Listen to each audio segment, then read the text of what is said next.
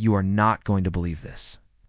After months of harassment, fines, and threats from a tyrannical HOA president named Veronica, who claimed my property signage was tacky and low class, our protagonist, Alex, dropped a single devastating legal document that did in just strip Veronica of her power. It legally barred her from using the only road to access her $1 million custom home. Ow. She went from queen of the cul-de-sac to a trespasser on foot. Stay tuned to find out how a simple ranch road sign spiraled into the most satisfying, complete annihilation of HOA authority you have ever seen. Welcome back to the channel, you magnificent drama magnets.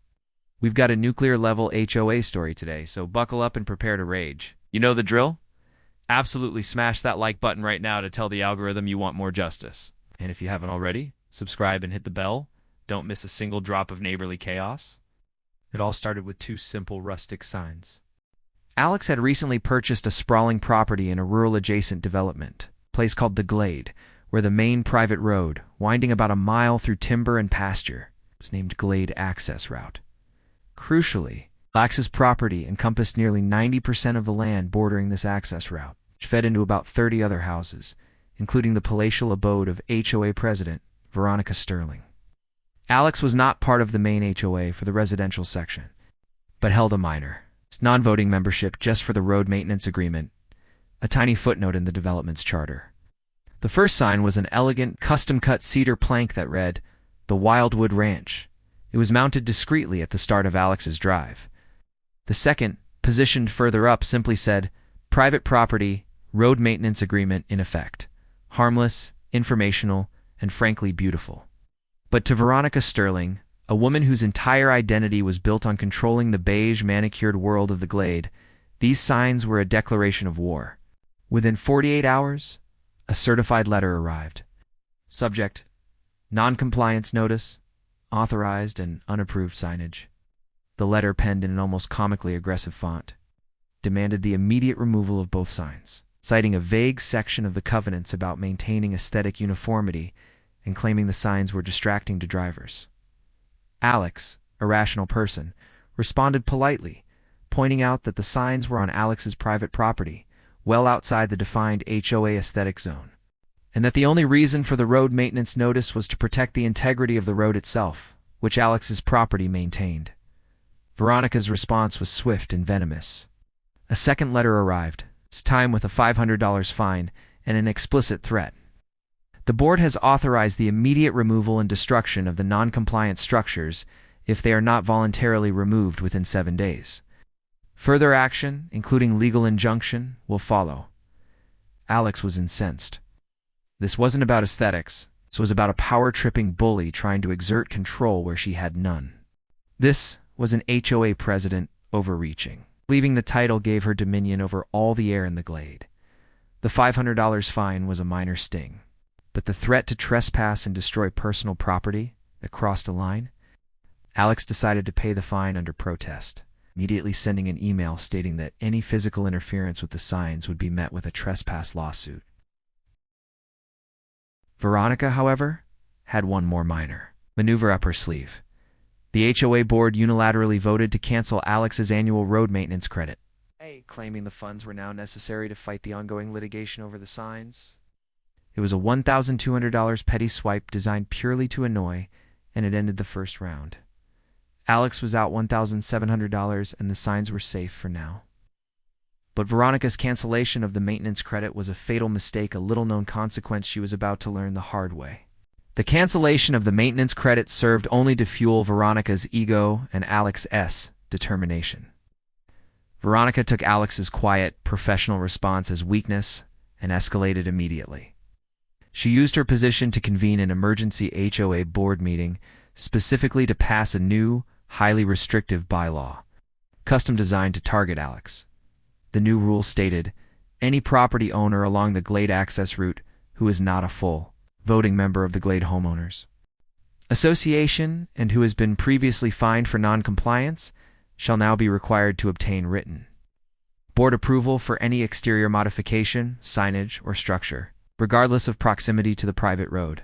It was a transparent, targeted abuse of power, but it passed 3-2. With Veronica breaking the tie, the very next day a contractor hired by Veronica and paid for by the HO arrived on Alex's property and began digging a trench directly next to the access road within the easement, claiming they were installing a new approved HOA sign over Alex's original sign. The contractor had a permit signed by Veronica herself, citing the new, freshly minted bylaw. This wasn't just physical destruction. This was a blatant act of theft and vandalism under the false pretense of legal authority. Alex rushed outside, video rolling, to confront the workers, who simply shrugged and pointed to the president's signature on the paperwork. "We're just following orders, ma'am," the foreman said with a smirk. Alex knew the $1,200 maintenance credit had been wrongfully seized, but the sheer arrogance of this physical violation was maddening. That evening, Alex went into a deep dive, pulling up every single document related to the Glade access route, the original plat maps, the utility easements, the maintenance agreements, the HOA's founding charter from 1985. Hours turned into days. Alex was looking for the flaw, the crack in the foundation of Veronica's perceived authority. The frustration was unbearable. The HOA contractor's ugly, corporate-looking sign was now a permanent fixture, mocking Alex's elegant cedar plank. The financial damage was mounting, and the injustice was a bitter pill. Alex felt trapped, smothered by bureaucratic tyranny. Then, late one night, scanning a faded, hand-drawn addendum from the original developer in the 1980s, Alex found it, a smoking gun. It wasn't in the main charter, and it wasn't in the covenants. It was a rarely referenced supplemental land use and roadway agreement that predated the HOA's current structure. The document stated in clear, unambiguous language that while the Glade access route was intended for communal use by the residents of the Glade, the actual title to the land beneath the road had never been fully transferred to the HOA. A small, 10-foot wide strip of land running the entire mile-long length of the road, specifically the part essential for vehicle, turning and shoulder use, was still legally owned by the original developer S Holding Company. And who had Alex purchased that holding company's remaining undeveloped assets from just 6 months prior? Alex. Alex had legally, unknowingly, acquired the full title, the deed, to the crucial 10-foot shoulder of the entire Glade access route. This meant that any construction, easement, or access over that 10-foot strip was not under the HOA's jurisdiction at all. It was under Alex. But Veronica's recent action, the trench, the sign was physically on that exact 10-foot strip.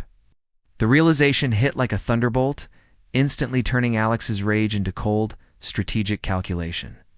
Alex, now holding the legal equivalent of a landmine, decided not to alert anyone. Not yet. The board had scheduled a final hearing for next week, promising to hit Alex with another $2,000 fine for obstruction of community improvements. Alex, seemingly defeated, received the hearing notice and simply filed it away, waiting for the perfect moment, the moment when the victory would be final and utterly, unforgivingly complete. The HOA contractor's sign was cemented in, an ugly reminder of the bully's temporary victory. Alex, looking at the sign, knew that sweet, devastating payback was only days away, but for now, felt the helpless sting of true injustice. The final hearing was a formality designed to humiliate Alex. Veronica, seated at the head of the long oak table, opened the proceedings with a condescending speech about upholding community standards and dealing with disruptive elements. She moved to formally approve the $2,000 fine for the supposed obstruction and to permanently seize Alex's road maintenance rights. When it was Alex's turn to speak, the room was silent, anticipating a desperate plea. Alex simply placed a slim folder on the table. Inside were 3 documents. The first was the original plat map, highlighting the 10-foot strip. The second was the deed showing Alex's legal ownership of that 10-foot strip. The third was a cease and desist letter, professionally prepared by a real estate attorney, specifically targeting the HOA's physical trespass. Alex didn't shout. The voice was calm, almost chillingly professional. "Madam President, board members," Alex began, "the Glade Homeowners Association does not own the land upon which you have constructed your unauthorized sign." "I do. In fact, you do not own the full usable width of the Glade access route at all. I hold the title to the 10-foot shoulder, the area required for safe vehicle passage. This effectively means that for the past 30 years, the HOA has held an easement of convenience, not one of right, for a crucial portion of the road. And as for my road maintenance rights, you unilaterally and illegally canceled them. thereby dissolving any implied contractual agreement I had to allow you to continue to use my private property. The room erupted into stunned silence, which Veronica immediately tried to quell. "This is ridiculous. A forgery. The HOA owns the road," she shrieked. Alex simply slid the third document across the table. "This is a cease and desist and notice of intent to enforce private property rights. It gives the HOA exactly 48 hours to remove the trespassing structure. More importantly, it formally and legally revokes the implied easement of convenience. As I am no longer a participating member of your maintenance agreement, I have no legal obligation to allow you to traverse my private property." The bombshell dropped. The 10-foot strip owned by Alex was essential for vehicles to pass, turn, or navigate the mile-long road. By revoking the easement, Alex was effectively creating a mile-long, 10-foot-wide legal wall. The consequences were immediate and catastrophic. Alex's attorney had already filed the formal declaration with the county registry. The majority of the residents, including Veronica, would still be able to technically drive down the center of the road, but they would be constantly, illegally, trespassing on Alex's property for every slight turn or when two cars passed. More critically, the entire development was now completely non-compliant with county fire code. As emergency vehicles would not be able to safely navigate the road without the 10-foot shoulder, Veronica's face drained of color. The other board members looked sick. Alex simply gathered the papers and stood up. "My lawyer will be in touch with the formal trespass complaint regarding the unauthorized construction and the illegal seizure of my maintenance fees. The $2,000 fine is null and void." Good day. The victory was complete, quiet, and absolutely shattering. The immediate fallout was pure chaos. Within hours, the entire Glade community learned that Alex had, quite literally, put a mile-long legal chokehold on their homes. The HOA's general counsel was immediately called in. But the legal reality was undeniable. Alex's deed was valid, the original agreements were clear, and the HOA had been operating for decades under a faulty assumption of full land ownership. The moment Alex's lawyer sent the formal revocation notice to the city planning and fire departments, the hammer dropped. The county issued an immediate notice of violation to the HOA, stating that the Glade access route was no longer in compliance with emergency egress standards due to the disputed width. The worst-case scenario, no new building permits, and an existential threat to the ability of residents to sell their homes. As title insurance companies would refuse to insure a property with questionable access, the home values, particularly for Veronica's massive custom house at the end of the road, plummeted overnight. The other residents, once passive supporters of Veronica's aggressive tactics, turned on her with a vengeance. She was the one who had illegally seized the maintenance credit. She was the one who had escalated a minor sign dispute into a full-blown property war, and she was the one whose actions had stripped the entire community of safe legal road access. The emergency HOA meeting that followed was brutal. Veronica tried to cling to power, but the residents, seeing their life savings threatened, demanded her immediate resignation. She was publicly shamed, heckled, and ultimately voted out by a near-unanimous margin, humiliated and disgraced. The new board's first official act. A written, abject apology to Alex, immediately reversing all fines, reinstating the road maintenance credit, and offering a $10,000 settlement to cover Alex's legal fees. This was a temporary bandage. A real final payback came when Alex responded not to the new board, but directly to Veronica. Veronica, in a last desperate attempt, had called Alex, begging for a meeting to discuss the future of the access route, trying to negotiate a settlement directly for her own house's sake. Alex's response was a simple professional email attaching a new document, formal legal notification that because the easement had been revoked and Veronica's property was completely dependent on using the private strip of land, Alex-owned Veronica was now legally considered a trespasser every time she drove over the 10-foot strip. Alex had previously offered an exclusive, highly restrictive, personal use easement only to the new HOA board, but explicitly excluding Veronica's property due to her history of malicious and aggressive trespass and property damage. Veronica's lawyer confirmed the nightmare. Alex was not required to grant an easement. And by specifically excluding her, Alex had legally banned Veronica Sterling from using the only viable route to her own front door. The fallout for Veronica Sterling was absolute, and the final nail was driven with surgical precision.